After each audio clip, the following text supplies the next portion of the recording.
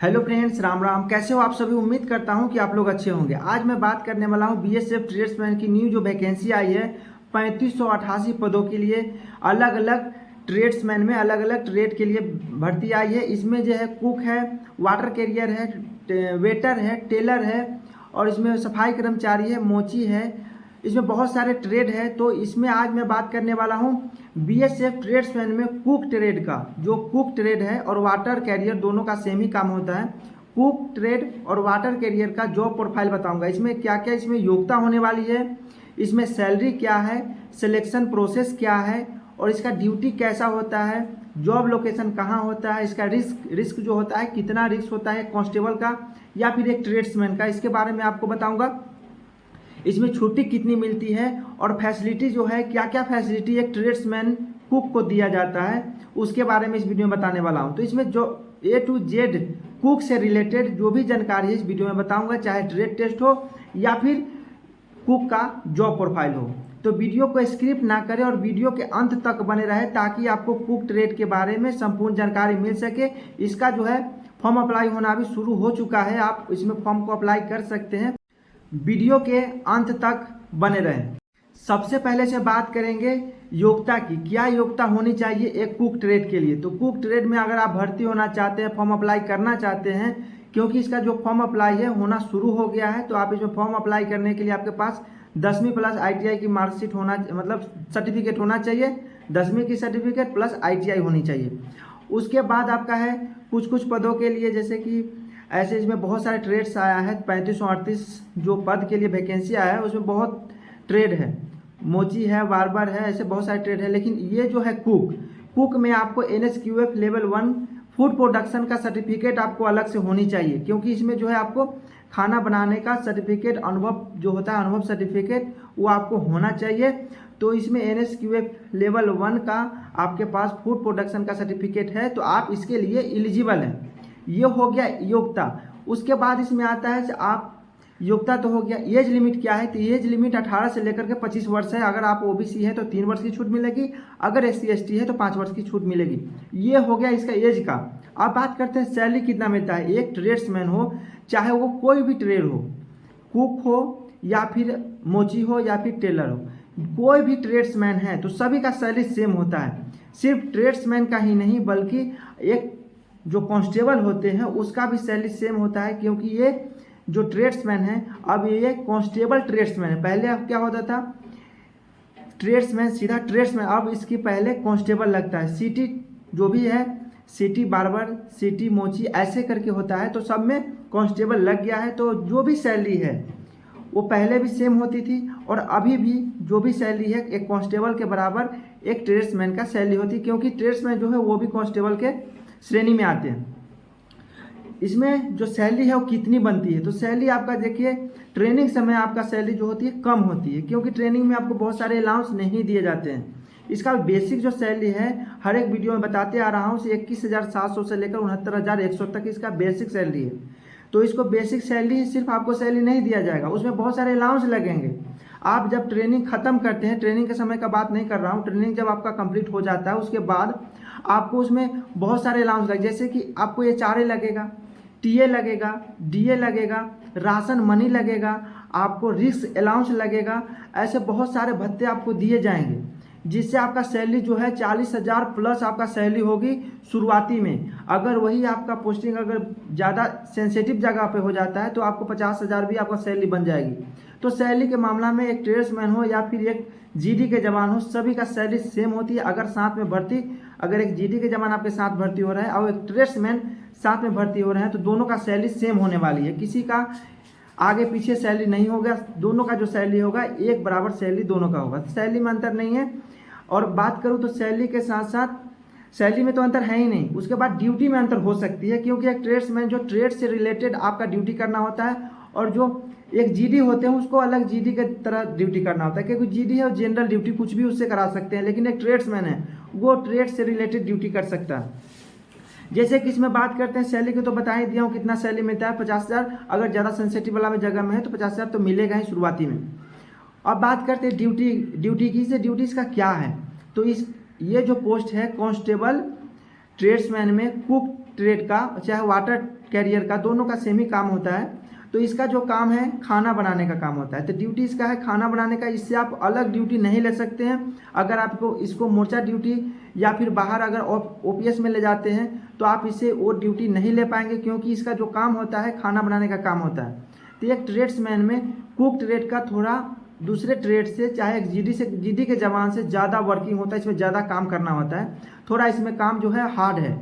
तो ये एक जीडी की तरह नहीं है, चाहे फिर दूसरे ट्रेड्समैन की तरह नहीं है, इसमें बहुत ही हार्ड काम होता है, क्योंकि इसका जो ड्यूटी होता है सुबह से लेकर शाम तक इसका काम ही काम है। क्योंकि इसका जो ड्यूटी होता है सुबह में क्या है, आपको 4 बजे या 4:30 तक आपको जगना ही पड़ेगा। किसी भी हालत में, चाहे बारिश हो रहा है, तूफान आ गया, कुछ भी हो, आपको जगना ही पड़ेगा। आपको चाय बनाना है, नाश्ता बनाना है, ये सब आपको करना ही पड़ेगा, चाहे कितना भी मुश्किल वक्त क्यों ना हो, चाहे आप किसी भी लोकेशन में क्यों ना हो, कहीं भी हो, आपको तो कुक का जो काम होता है वो ये काम होता है, किसी भी हालत में करना ही पड़ेगा। चाहे बहुत जगह आप देखे होंगे, से आप ट्रैवल जब करते हैं ट्रेन से तो कहीं पर रुक करके खाना बनाते हुए देखते होंगे, तो उसी प्रकार से वो काम किसका है, कुक का है। कुक का कभी भी काम जो है रुकता नहीं, कभी भी रेस्ट नहीं है, कोई संडे नहीं है, कोई जीएच नहीं है, इसमें वर्किंग थोड़ा हार्ड होता है। तो अब बात करते हैं इसमें जो इसका जो है शेड्यूल क्या क्या है, इसका ड्यूटी का मतलब इसका जो टाइम टेबल जो होता है वो क्या है। तो इसका 4:30 से जगना पड़ता है, उसके बाद 7 बजे तक आपको 4:30 से जग करके चाय बनाने का काम है, उसके बाद फिर आपको नाश्ता बनाने का काम है। आपको 8 बजे जो जीडी के जवान हो, चाहे खुद भी आपको जो नाश्ता करना होता है, 8 बजे इसका नाश्ता का टाइम होता है, तो आपको किसी भी हाल में आपको नाश्ता बनाना ही पड़ेगा, चाहे कुछ भी हो। वो हो गया। उसके बाद फिर आपको 9 बजे के बाद आपको खाना बनाने का काम करना है। खाना बनाना है, आपको 11:30 लग ही जाएगा आपको बनाते बनाते, क्योंकि अगर आप कंपनी लोकेशन में हैं तो 150 की नफरी आपको 100 से 150 की नफरी का खाना आपको बनाना पड़ेगा। कितना आदमी रहेगा, 2 कुक रहेगा और उसमें एक कोई हेल्प के लिए रहेगा। आपको कुक और वाटर कैरियर का काम होता है खाना बनाने का, दोनों का सेम ही मानिए। थोड़ा हेल्पर का काम वाटर कैरियर जो होता है कुक का हेल्पर के लिए उपयोग लिया जाता है, लेकिन काम जो होता है सेम होता है कुक के तरह। तो उसमें जो होता है आपको खाना बनाना 11:30, उसके बाद फिर आपको शाम को फिर 3-3:30 बजे से आपका फिर वही रात का खाना बनाने का। तो ये जो शेड्यूल है ये कुक के लिए है। जीडी का क्या है, जीडी का मोर्चा ड्यूटी करना है या फिर बाहर जाना है, उसको उतना टेंशन है नहीं, हार्ड वर्क है नहीं, बस बाहर जाना है। ऐसा नहीं है से हार्ड वर्क नहीं है, सभी का काम अपने जगह पर हार्ड ही है, लेकिन कुक का जो होता है थोड़ा ज़्यादा हार्ड होता है। तो ये हो गया ड्यूटी। अब इसमें बात करते हैं जॉब लोकेशन कैसा रहेगा इसका। तो जॉब लोकेशन जो इसका है, कहीं भी आपको जॉब लोकेशन मिल सकती है। जैसे कि आपको ये नहीं है कि हमको इसी स्टेट में चाहे उस स्टेट में परमानेंट, तो ऐसा नहीं होता है। आपको ऑल इंडिया कहीं भी आपको रह करके अपना ड्यूटी करना होगा। तो जॉब लोकेशन जो होता है ऑल इंडिया कहीं भी हो सकती है। अब बात करते हैं इसमें फैसिलिटी की, इसमें क्या क्या फैसिलिटी दी जाती है। तो इसमें आपको सारी फैसिलिटी दी जाएगी जो एक जीडी के जवान को दी जाएगी, वो सारी फैसिलिटी आपको दी जाएगी। आपको कैंटीन की व्यवस्था मिलेगी, आपको मेडिकल की सुविधा मिलेगी। अगर जहाँ रहने के लिए वो आपको क्वार्टर बने होंगे, वहाँ पे आपको क्वार्टर भी उपलब्ध कराए जाएंगे। तो ऐसा नहीं है कि आपको फैसिलिटी में कोई कमी रहेगा, कमी आपको नहीं रहेगी, फैसिलिटी अच्छी मिलेगी, क्योंकि सभी के लिए सेम फैसिलिटी होती है, चाहे वो कैंटीन हो, मेडिकल हो या फिर क्वार्टर हो या फिर अलग जो भी फैसिलिटी होगा सभी को सेम होती है। अब इसमें बात करते हैं छुट्टी की। छुट्टी क्या होती है इसमें, तो छुट्टी भी सभी के सेम होती है। ऐसा नहीं कि एक ट्रेड्समैन है तो इसमें छुट्टी कम दिन का मिलेगा, या फिर एक जीडी का जवान है उसको ज़्यादा दिन का छुट्टी मिलेगा, ऐसा नहीं है। कुक हो या वाटर कैरियर हो, जो भी ट्रेड्समैन हो, सभी का जो छुट्टी होता है वो सेम होता है। 60 दिन का ईएल भी होता है और 15 दिन का सीएल होता है, मतलब टोटल 75 दिन का छुट्टी मिलती है। तो छुट्टी सभी का सेम होता है। ये इसमें मैं बात करूँ ट्रेड टेस्ट का, तो ट्रेड टेस्ट इसमें कैसे लिया जाता है। तो कुक हो या फिर वाटर कैरियर, दोनों का काम तो सेम ही होता है। पहले के समय में होता था वाटर, मतलब पानी को एक जगह से दूसरे जगह ले जाने का काम जो होता था वाटर कैरियर का होता था, लेकिन अब उस प्रकार से नहीं है। हर एक जगह पे पानी उपलब्ध है, तो वाटर कैरियर का काम है कुक के साथ रह करके कुक का हेल्प करना, और खाना बनाने का काम जो होता है वाटर कैरियर का ही होता है, और कुक दोनों का।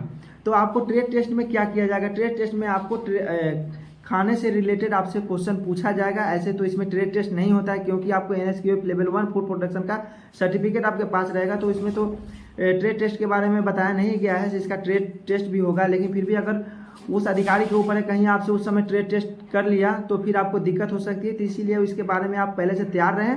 तो उसमें ट्रेड टेस्ट में मौखिक रूप से पूछ सकता है या फिर प्रैक्टिकल करवा सकता है। तो मौखिक रूप से क्या पूछ सकता है?